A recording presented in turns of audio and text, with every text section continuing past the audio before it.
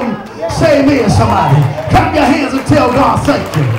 Everything that's been a dream, look like you just been dreaming. Look like nobody's dream but yours. But I tell you, God says that tomorrow about this time, some of those dreams are going to become reality. Thank you, Lord God. The Syrian king, let me finish this, said, I want this prophet. I want this prophet. Y'all push him and sit down, sit down. Let me finish. The Syrian king said, I want this prophet. I want this prophet Elisha. Go find him so I can send and get him. Yeah. They said, he's in Dothan. We found him. So the king sent a great host of soldiers with horses and chariots and surrounded the city of Dothan. Say amen. Amen. And early that morning, Gehazi, Elisha's servant, got up. Yeah. He saw and see a good servant to get up. He didn't wait for his master to get up. A good servant will be there when the pastor get there. That's right. Good one to beat the pastor to the church. Okay. Get up and get some things ready before his leader gets ready. Okay, all right. Kids, I got up early. Saw the Syrian soldiers surrounding the city. Yeah.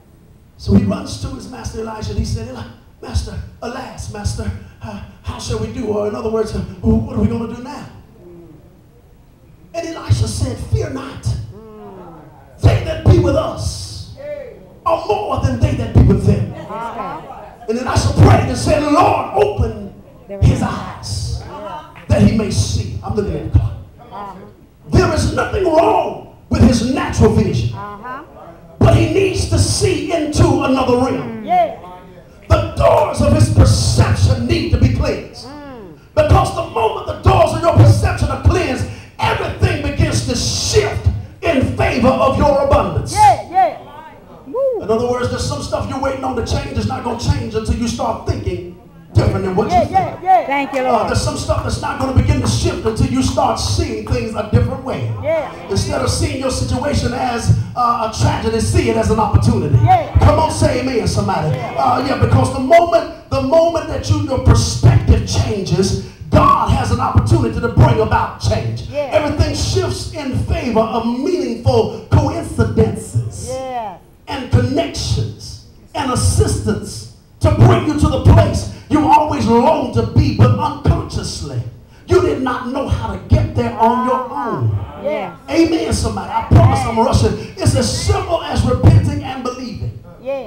He says, open his eyes. And all of a sudden, he sees, now he's looking where he's been looking all the time.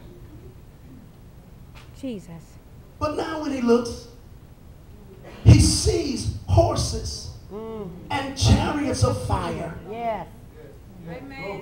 surrounding the enemy that had them surrounded. All right. The doors of his perception were cleansed. He was able to see into another realm. Say amen, somebody. He was able to see things as they really are. So God smote them. After Elijah prayed, I'm going to cut it short right here. Elijah prayed and asked God to blind the Syrians. God smote them with blindness according to Elisha's word. Elisha didn't lead them to Samaria. He prayed again for God to open their eyes, and they saw that they were in the midst of Samaria. The king of Israel wanted to kill them as if he had captured them. Say amen, somebody.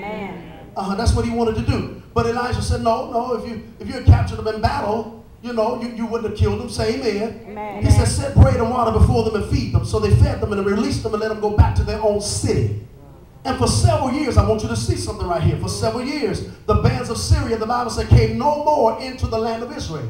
Now understand this. These were marauding bands of Syrians, not the actual Syrian army. I'm trying to show you something right here. It was several years later that the siege that we're addressing in our actual text actually took place. Watch this now.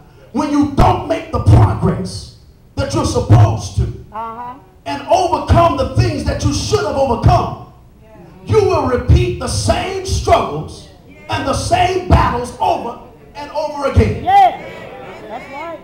So now Samaria now is besieged by the entire Syrian army. Not just a band of marauding Syrians. The situation is worse now than it was before. If you stay in a thing too long, it's going to get worse. Yeah.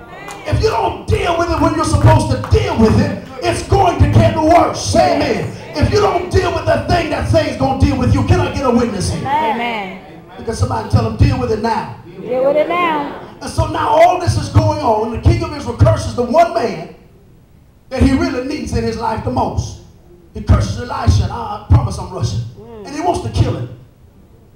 And Elisha stands up in the midst of it all. And he says, in the midst of all the death threats, in the midst of people frustrated, in the midst of people hurting and hungry, fighting, he stands up in the midst of all that stuff and he says, tomorrow, about this time. At this time. People don't even have a mindset to receive that kind of talk.